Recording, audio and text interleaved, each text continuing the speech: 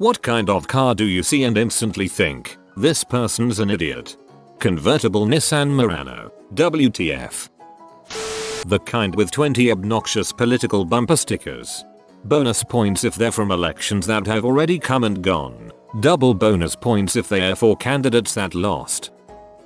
In Ohio, just look for the yellow license plate. They are either from New York or required to have a yellow plate because of a DUI. Wait, really? Ohio has this? That awesome. They should do that in other states.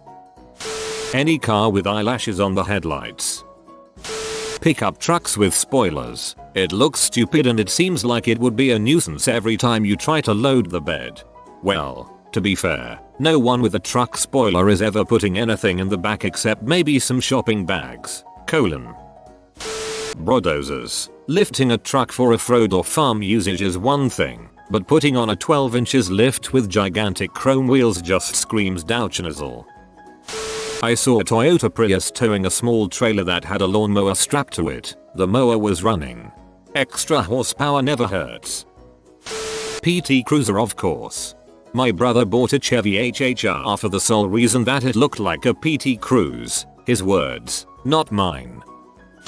Any vehicle, but 99% of the time, it's a pickup truck, with the Calvin sticker on the back, Calvin kneeling at a cross and praying, Calvin P on the Ford Chevy Dodge logo, etc. Exactly why Calvin became the avatar of sanctimonious rednecks, I'll never know.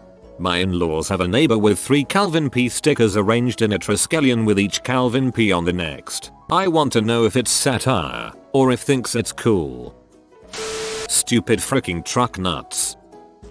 Neons with rims, spoilers and loud mufflers. Who are you trying to fool? Themselves. Hummer.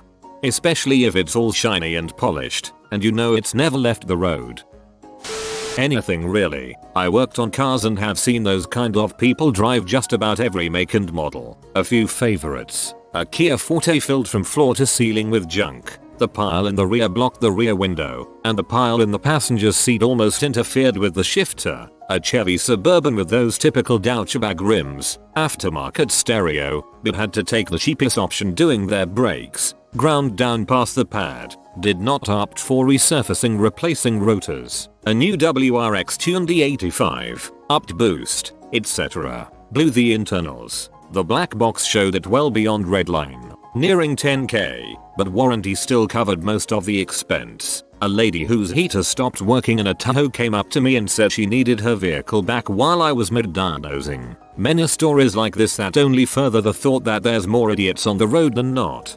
I've only got 3 months experience and I've already dealt with a guy in an S-Class between 2000 to 2004 model, who refused to accept that he needed new rear tires. They were both bald yet he insisted that there was plenty of tread left. Dude got abusive and asked to speak to the boss, who instantly agreed with me. Dude drove off and I hope he got pulled given enough points to take him off the road. I once saw a beat up 80s era Pontiac sedan with a license plate that read Gangster. Obviously you're not a very good one. 20-year-old beat up Honda Civics with a fart can exhaust, then they proceed to rev their car under every overpass. An Aztec. I have heard that 5 Aztecs on a car lot is a lifetime supply. You know, though, my friend had an Aztec run well for 15 years. That sucker held up. Ugly as sin, though. The car wasn't pleasant either. Any truck modified to roll coal. Ruining their MPG to own the libs.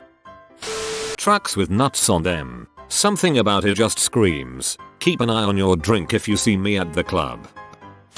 When a truck blows smoke when the light goes green, or they insist on doing burnouts in parking lots. I used to hang with people like that. I can verify that people who do that are idiots for sure. If you've modified your car to make it disgustingly loud, I really think something must be missing from your life. It's pretty tragic. I don't think I have a generic idiot opinion of any car. However, there are 2 cars that I despise. The Honda Jazz. I firmly believe you should have to retake your driving test before being allowed to buy one. I swear the average driver of a Honda Jazz is 83. The Nissan Juke. If you can look at a Nissan, you cannot be immediately repulsed by the fact the front headlights look like they're being squeezed out of the bodywork. Your eyesight isn't good enough for you to be on the roads. The Duke looks like an aborted tadpole had a crack baby with a pug. I don't get why the women in my life like it. In some communities where I live, it's a big status thing to have a luxury car. However, these communities tend to be rather poor, or at least middle class. So what happens is, so that these people can flex on their friends, family, and co-workers, they will have 10-year-old BMWs and Mercedes, and just by the very nature of the sort of philosophy that would lead someone to purchase an older luxury car just to try and one-up their semi-impoverished friends, they are almost always buttholes. And those old luxury cars depreciate like rocks, but still have the maintenance costs of super expensive luxe barges. So, yeah, you bought that S-Class for $15K, but a brake job will run you another third of that. My first car was an older model Subaru Forester, the ones you usually owned by women and large dog owners. It was a beast in the snow, but nobody liked being stuck behind me on the highway. I really don't understand why people crap on Subaru owners, jokingly or not. They're great cars that last forever.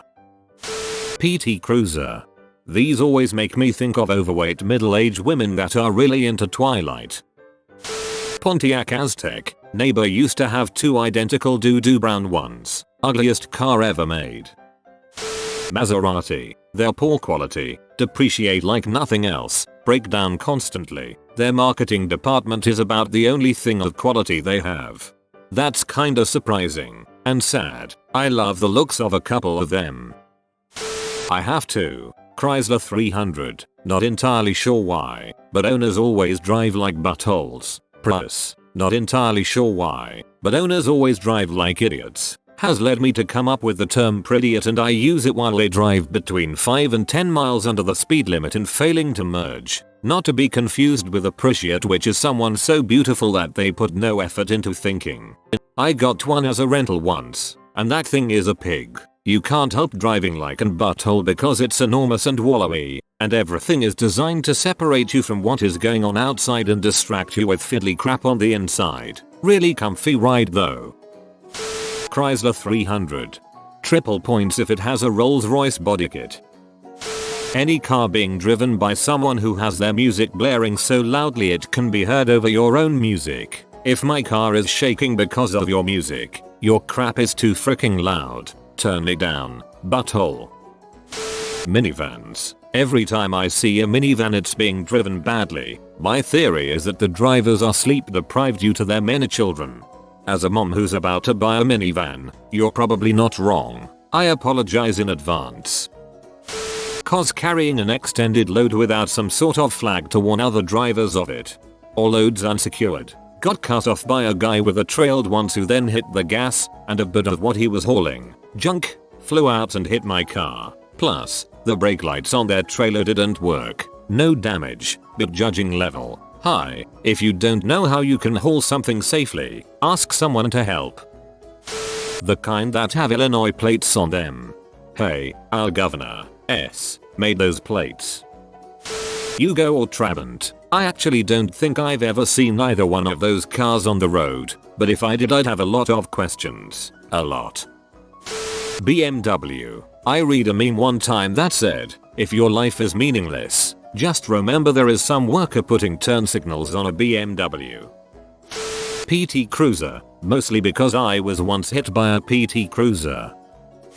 Jacked up 2005 Dodge Rams that pass you at 95 even when you are going 9 miles per hour over the limit. Late 90s early 2000s V6 Mustangs. I'll take one sports car, hold the sports. Extra depreciation source, please.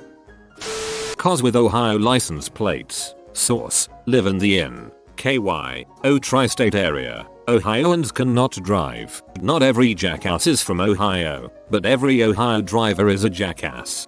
As a longtime Ohio resident and driver, I like to think I don't drive like a jackass, but boy there sure are a ton that do, especially in the winter up here in the Cleveland area.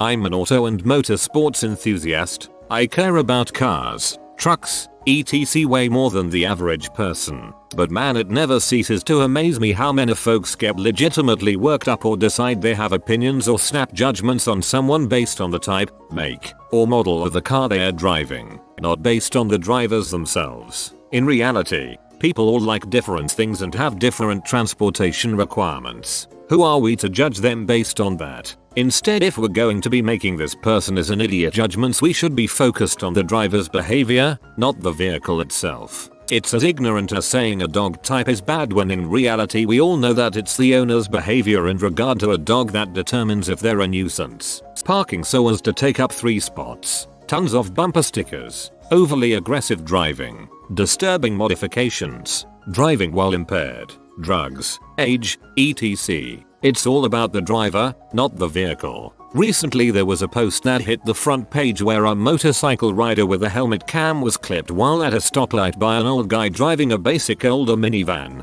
if I remember right. If you go back and think about all the idiot drivers gifs and videos that come up from time to time, it's rarely the Stanstricer import or the supercharged domestic sports muscle car. Sometimes it is, but the really bad ones like the example from earlier today are so often idiot drivers in mundane everyday commuter vehicles. Nissan Cube, PT Cruiser, Hummer.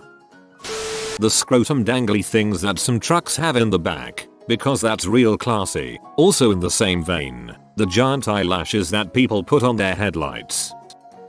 Any kind of Hummer, H1, H2, H3, you look like an butthole.